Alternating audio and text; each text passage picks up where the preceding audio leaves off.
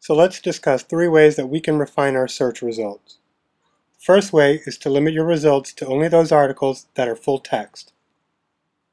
So we go from almost 4,000 results to just over 1,300. The second method is to limit our results to peer-reviewed journals. That further reduces our results to just over 1,000. So why are we looking for peer-reviewed journals? Because peer-reviewed journals are written by scholars, by experts.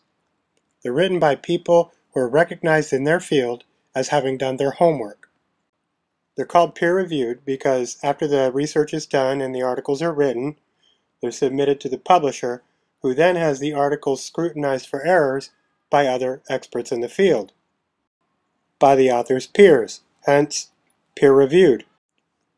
It's an expensive and time-consuming process that, number one, ensures that you're not going to read anything written by Joe Blow and Blogosphere.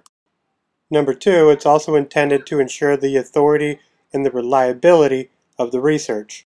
You don't get that on Wikipedia or in Christianity Today.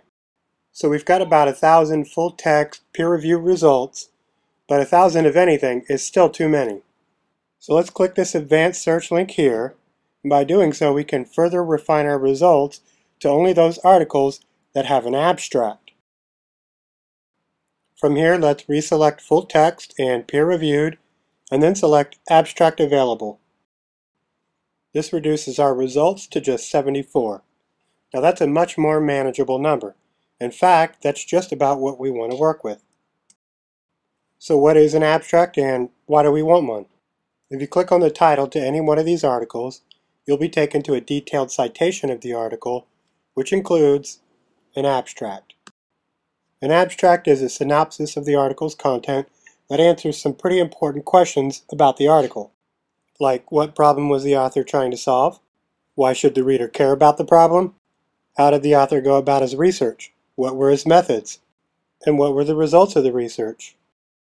An abstract also serves the hugely important purpose of convenience.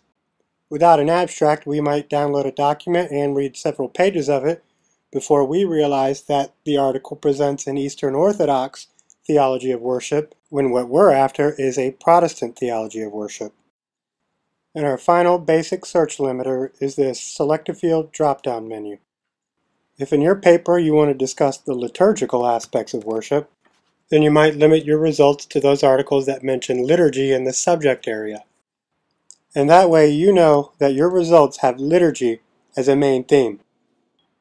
An article primarily about church leadership might mention liturgy, but would really be a waste of your time since liturgy is not one of its main themes.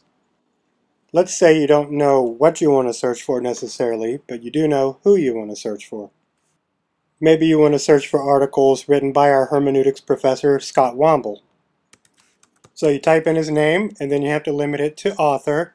Otherwise, you might get articles written about marsupials.